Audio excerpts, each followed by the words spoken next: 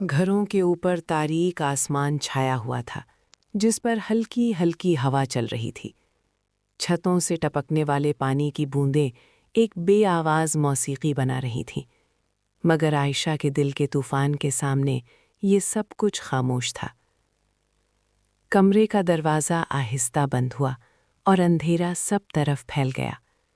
وہ چھوٹا سا کمرہ جو دن بھر محنت اور خوف کی گواہی دیتا تھا، رات کے اندھیرے میں اور بھی خوفناک لگ رہا تھا۔ عائشہ نے بستر پر خود کو سینے سے لگا لیا، ٹانگیں اور بازو لپیٹ لیے، جیسے کسی چھوٹے جانور کی طرح اپنے آپ کو محفوظ کر رہی ہو۔ اس کی سانسیں تیز ہو گئی تھیں، دل زور زور سے دھڑک رہا تھا۔ اس کے کانوں میں ابھی بھی دن بھر کے غصے اور ڈانٹ کی بازگشت گونج رہی تھی، اور وہ جانتی تھی کہ اگر کوئی غلط قدم اٹھایا تو اس کے لیے سزا اور بھی شدید ہوگی۔ دروازے کی کھٹکھٹاہٹ اور پھر تیز قدموں کی آواز نے عائشہ کے دل کو اور بھی بے چین کر دیا۔ وہ جانتی تھی کہ یہ شمیم کی آواز ہے، اس کی سوتیلی ماں، جس کے چہرے پر محبت کی چھاپ کبھی نہیں رہی۔ شمیم کمرے میں داخل ہوئی، اس کے قدم فرش پر سختی سے گونجے۔ شمیم نے دھیرے سے کہا، بیٹی، اگر تم نے آج بھی کسی کو کچھ بتایا تو جان لو تمہیں زندہ نہیں چھوڑوں گی۔ ڈر، یہ وہ زنجیر ہے جو ایک معصوم کی زندگی کو قید کر دیتی ہے۔ ہر لمحہ، ہر سانس، ہر حرکت ایک امتحان بن جاتی ہے، اور کبھی کبھی صرف خاموشی سب سے بڑا جواب ہوتی ہے۔ وہ کانپ رہی تھی اور ایک چھوٹی سی دعا یا خواہش کے ساتھ آسمان کی طرف دیکھ رہی تھی۔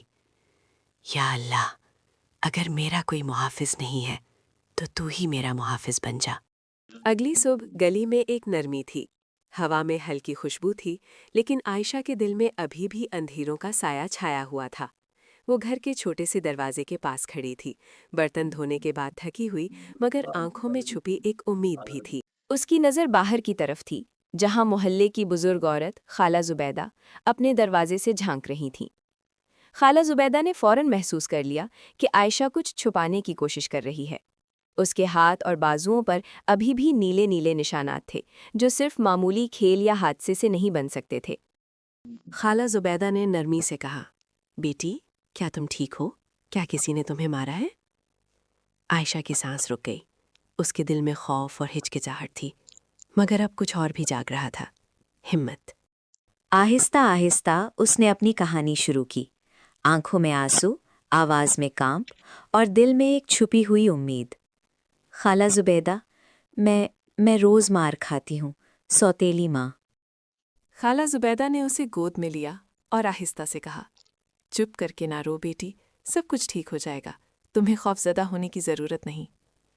عائشہ کی آنکھیں اور بھی نم ہو گئیں، مگر اس کے ہونٹوں پر پہلی بار ہلکی سی راحت کی لہر محسوس ہوئی۔ کبھی کبھی ایک نظر، ایک چھوٹی سی ہمدردی زندگی بدل دیتی ہے۔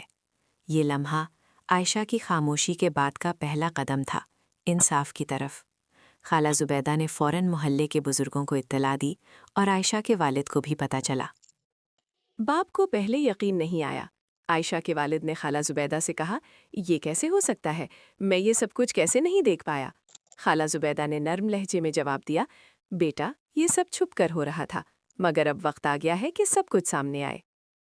یہ لمحہ ایک نیا آغاز تھا، جہاں خوف کے بجائے ہمت نے قدم رکھا، جہاں خاموشی کے بجائے سچ نے بولنا شروع کیا۔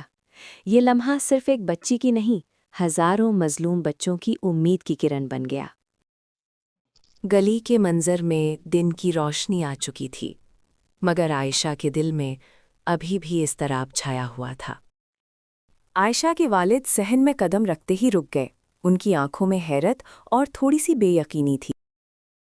عائشہ کے گھر کے صحن میں دن کی روشنی چمک رہی تھی، مگر اس روشنی کے ساتھ ساتھ ایک عجیب سا سکون بھی محسوس ہو رہا تھا۔ پہلی بار وہ خوف سے آزاد محسوس کر رہی تھی۔ صبح کی روشنی نرم اور خوشنما تھی، مگر اس بار یہ روشنی عائشہ کے لیے صرف روشنی نہیں، بلکہ امید اور آزادی کی علامت تھی۔ عائشہ نے صاف یونیفارم پہنی ہوئی تھی، بال سلیقے سے سنوارے ہوئے، اور اسکول کے بیگ میں کتابیں رکھی ہوئی تھیں۔ بیٹی، یہ نیا دن تمہارا ہے، اب تم ہنس سکتی ہو، کھیل سکتی ہو اور اپنے خوابوں کی طرف جا سکتی ہو۔ اگر آپ کسی بچے پر ظلم دیکھیں تو خاموش نہ رہیں۔ آپ کی ایک آواز کسی کی پوری زندگی بدل سکتی ہے۔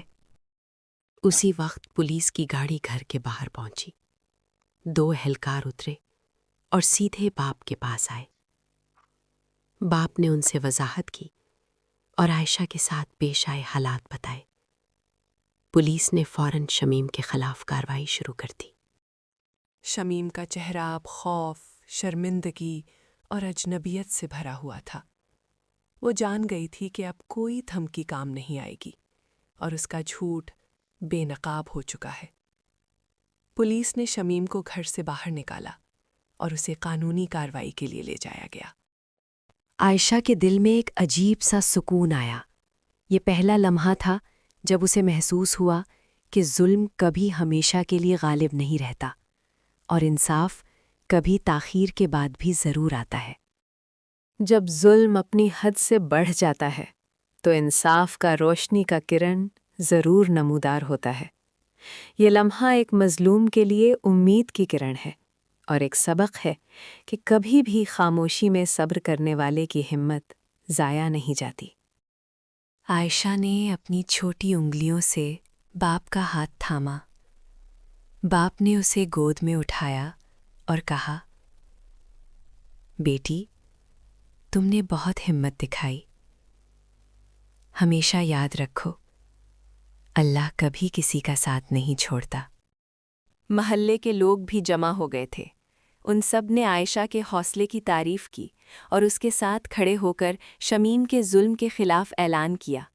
یہ منظر نہ صرف عائشہ کی آزادی کا تھا بلکہ مظلوم ہر بچے کے لیے ایک سبق تھا کہ اگر ہمت ہو تو سچ کے لیے کھڑا ہونا ضروری ہے۔ عائشہ نے پہلی بار دل سے مسکرا کر کہا، اب مجھے خوف نہیں، میں جانتی ہوں کہ میں محفوظ ہوں اور جو کچھ بھی ہوا وہ صرف میرے لیے ایک سبق ہے۔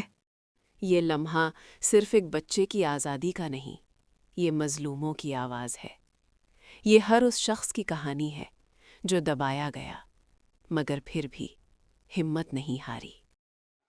پولیس کی موجودگی، باپ کی محبت اور محلے والوں کا تعاون عائشہ کے لیے ایک نئی زندگی کی شروعات بن گیا۔